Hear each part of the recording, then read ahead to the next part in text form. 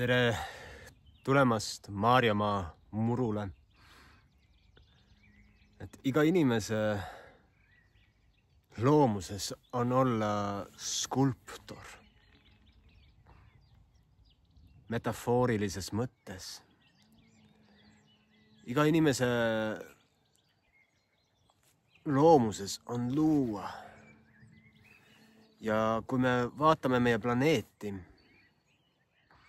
siis me tahame teda kaunistada, et oleks ilusam, elavam kui meie ajal ja ka meie järgnevad põlved saaksid nautida tema vilju, teda kui kodumaad. Ja kui me leiame ennast nende väikeste rakukestena suures maailmaruumis, siis on aeg vaadata tagasi ja mõista, kus me tuleme, kes me oleme. Et inimene juurdub läbi kogu elu. Mäletan, kuidas lapsena oli väga lihtne lennata, unistada. Ja tegelikult siiani on, aga kvaliteet on muutunud. Lapsena, teismelisena, noore täiskasvanuna oli tunne lennata, põgeneda, otsida. Ja siis aja jooksul need juured aina süvenevad ja õpetavad olulist asja nagu tagasivaatamine. Mõne puhul rohkem, mõne puhul vähem.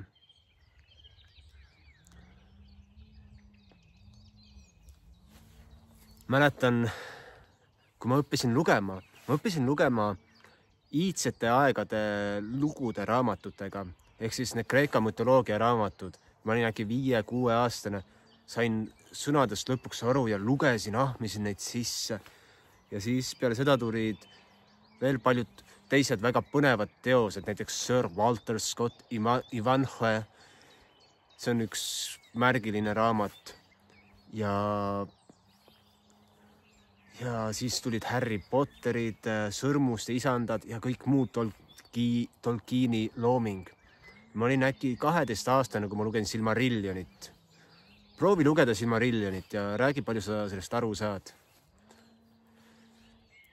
Aga nende juttude juures oli alati see soov ja huvi teha tagasivaadet läinud aegadele ja samas tagasivaade ka nii-öelda reaalsustesse, maailmadesse, mida kujutlusvõime loob.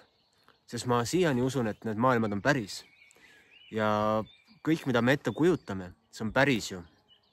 Et miks nad ei peaks olema?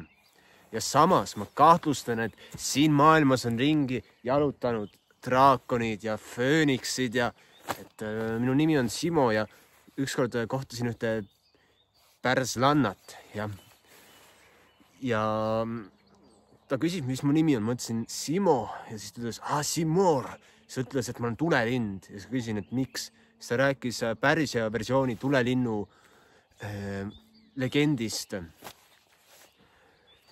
Siis slaavi maailmas on tulelind olemas ja ka meie räägime tulelinnust ju ja Egiptuses, Kreekas, et see on levinud motiiv. Aga samas on ka olemas olnud ju hobukreife ja pegasused ja paljud teised olendid. Mina siiralt usun seda, sest ma suudan neid ette kujutada oma nägemuses. Aga kui ma kuulan mingisuguse Eesti kliimaministri või sotsiaalministri või mingi sellise inimese jutustust, siis ma ei kujuta ilusaid asju ette. Siis ma kujutan ette valede jada. Sorry vaan, aga nii on. Elämä on life ja ütles Matti Nõgenen. Aga mina unistan sellest, et kõik inimesed saaksid õppida taas unistama, selgelt nägema. Ei, see ei ole õige termin. Sest selgeltnägija on mingisugune amet, mille me oleme loonud oma mõistuses. Aga kõik inimesed õpiksid jälle unistama ja olema ühenduses sellise nii-öelda oma tahtega, kujutlusvõimega. Et selline tore lugu, et meil on nüüd sinna uus kasvuhoone valmimas ja kohe varsti hakkab siia maja valmima. Ma juba kujutan teda ette ja teen neid töid, ettevalmistustöid. Aga selle kasvuhoonega ma ükspäev vaatan, meile sobiks sinna kuuri külje peale kasvuhoone, hakkasin seda ette kujutama. Täitsa detailideni tuli selline pilt ette ja siis oli lapse sünnipäev ja vanaisa ilmub kohale. Küsisime, et mis värk on. Siis vanaema ütles, et ta läks mingit oma asju tegema. Kogu aeg mingi kiire. Ja siis järgmine päev tuleb käruga meile hoovile ja siis tal on seal kasvuhoone raam valmis ehitatud. Täpselt selline, mida ma ette kujutasin. Vot, et alati ei pea kõike ise tegema. Vahest kasuta teiste inimeste abi. Ja see on ka üks temaatika olnud, et siin on konflikt, et kas sooviks põgeneda oma juurte eest või oma juurtega koos tööd teha. Et see on läbiv teema minu elus olnud. Ja ma usun, et paljudel on olnud neid teemasid, et kas nad hoolitsevad oma vanemate ees, kes on vanaks ja nõraks jäänud.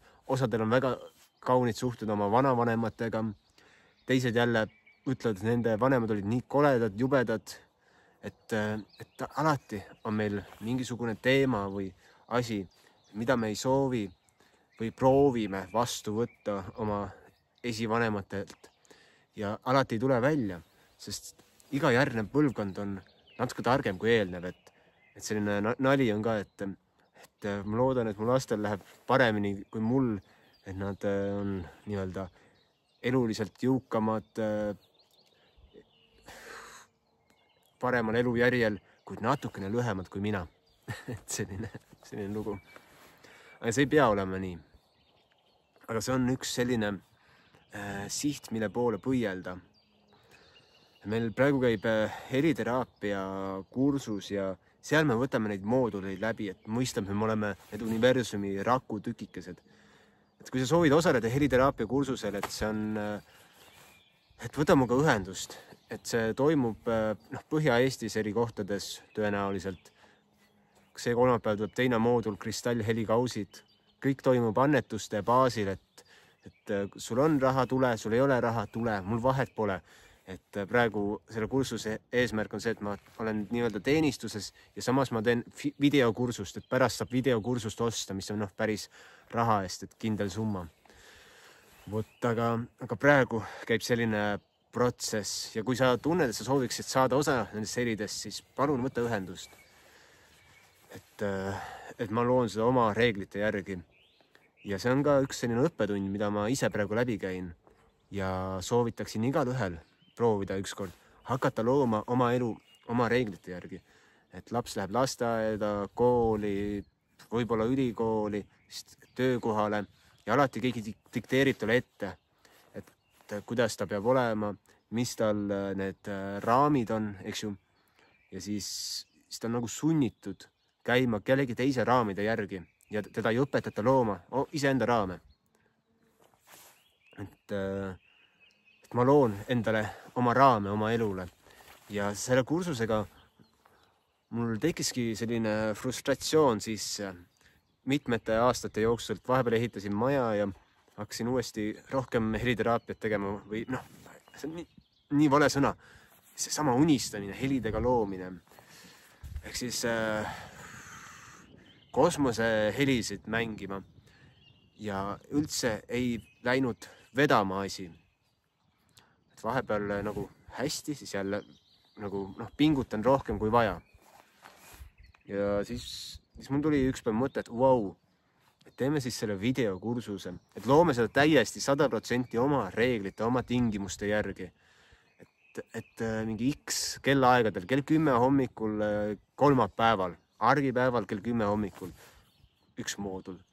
Aga otsin mingi inimese, kellel on kristallkausid, kes tahaks neid näidata. Ongi nii tore ja ta osaleb mu kursusel. Yes. Ja tal on koht ka pakkuda, kus saab teha. Yes. Ja esimene moodul oli meil püramiid majas. Seega, et lihtsalt hakkasin kujutama ette, et vau, tahaks teha ja siis need ühendused, kontaktid inimestega, see on see ongi täielik loomine ja ma loon seda oma tingimuste järgi, oma laiskusastme järgi, et palju ma viitsin tõmmelda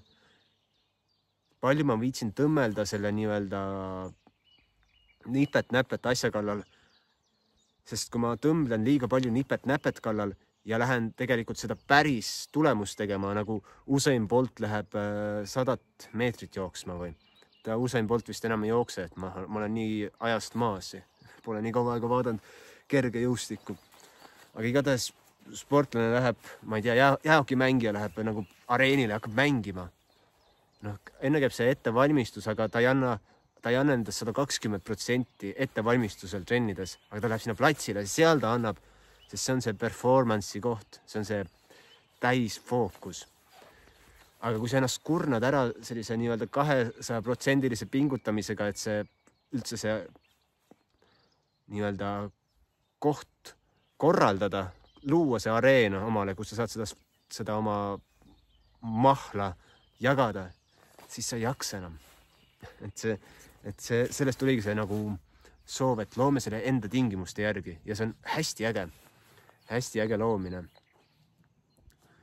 Ja helidega on üks selline moto, mis minuga kaasas käib, et see pole nagu vahet palju mingi helide kursus või heliteraapia asi, helide õpetus maksab. Kui sul on tunne, siis tuleb minna. Aga paljud inimesed, neil tuleb see tunne, aga nad ei suuda seda lubada või teised saavad jälle, et siis ma panen ka piiri ette. Las tulevad. Ja las igaüks annab enda südametunnistuse järgi. Vot nii lihtne ongi. Et ma olen käinud kursustel, heliteraapia kursustel, ühest maksin 800 eurot, üks oli mingi 1800 eurot, nii edasi. Ükskord käisin 2 nädalat permakultuuri kursusel, see oli äkki mingi 3000 kokku koos kogu reisiga. Olen ostnud kristallkausse üle 1000 eurode väärtuses. Kui ma lähen kontserdid pidama, siis mul on ka 10 000 euro eest asju pagassis. Aga nad kõik on tulnud siit luues. Nad ei ole tulnud niimoodi, et ma kogun raha ja siis järsku saan osta endale mingit asja, vaid kõik on tulnud spontaanselt selles hetkes loomingus. Ja niimoodi elu toimib kõige paremini, vähemalt minu puhul. Mida rohkem ma annan vabaks, sellise nii-öelda peab jälgima selle maailma mingit rütmi või mustrit. Ma jälgin seda loodusrütmi, eks ju, hooajad. Praegu on suvi, mul peaks arvutis tegema mingeid asju, ma lihtsalt ei tee. Okei, kevad. Aga see ongi, see on minu keha, ta on ühenduses selle hooaja rütmiga. Ja see on, ma arvan, et see on tohutu julgemine ja vaprus, kui julgeda hakata looma omaenda reeglite ja soovide järgi. Et paljud meist julgavad seda teha. Et ma soovin sind innustada seda sama tegema, et seal ei ole enam julgust, vaid seal on hoopis soov ja peale hakkamine. See tunne, et mul tuli see tunne, ma soovin seda teha ja teedki seda ja vahest on vaja ka nii-öelda puhastada neid emotsioone sealt pealt, et tuleb mingeid takistusi või hirme üles. Aga kui kõik inimesed looksid niimoodi, siis meil oleksid suurepärased teadlased, kes looksid täiesti uskumatuid süsteeme. Ma ei tea, 1 liitri vee peal jooksvaid autosid, mida tehakse muuseas, või passiivmaju, mis on ka hingavad ja elusad ja nii edasi. Mul on siia vundamendi peale unistus teha maja, mida soojendab jundab süsteem, pluss veel mingi teine soojendus. Ja nii, et siia kasvaks ka džungel, et meil oleks see talveaed siin või oranžerii, meil oleks siin džungel ja siis see maja. Ja siis mul on üks teine nagu selline hull unistus, mis läks tööle, et kui see sinusse nakkab, et palju õnne. Mul on üks sõber arhitekt ja ma helistasin talle üks päev ja ütlesin, nüüd aitab, et nüüd teeme selle 350 ruutmeetrise kasvuhoone või isegi suurema. Siis ta küsib, et kuule, kas nagu kristallpalee, see, mis Suurbritannias oli, Londonis, nüüd on ära hävitatud, Crystal Palace. Ja siis ma ütlesin, jaa, selline, täpselt selline. Siis hakkas visioon käima ja hakkasime veel nii-öelda arutama, et mis seal veel võiks olla ja noh, ikkagi taimekasvatus, mis oleks ka tulus ja samas see oleks nagu nii vau, äge koht, et inimesed tuleb vaatavad seda, nad on nagu, mis mõttes. Et selle jaoks on vaja teha projekt, on vaja mitut inimest, kes koos seda loovad, investoreid. Et kui sa tunned sellist nagu, et tahad luua nagu sellise hiidkasvuhoone või sellise palee, kristallpalee, kus oleks viljapuud, eksootilised viljapuud, millega toota aastaringselt toitu, siis palju õnne. Ja see oleks ka turismi nii-öelda atraktsioon. Ja siis sõber arhitekt helistab, et jaa, ma rääkisin ühe inimesega, kes on kasvuhooneid ehitanud ja täiesti nagu teab kogu seda skaalat, et ta on väga huvitatud sellest projektist. Siis ma olen nagu, vau, ja, davai, tuleb rääkida oma unistustest, tuleb neid välja jagada ja siis nad lähevad ka tööle. Et mul on veel palju unistusi, mida ma kunagi jagan sulle siin ekraani taga. Ma mäletan nüüd üks piibli lugu unistaja või unenägija Joosefist, Joosep, kes müüdi orjaks Egiptusesse oma kadedate vendade poolt. Kas ta oli siis 13. laps või? Ja siis ta sai seal Vaarao nõunikuks ja lõpuks aitas hoopis sellel Iisraeli rahval siirduda, emigreeruda Egiptusesse.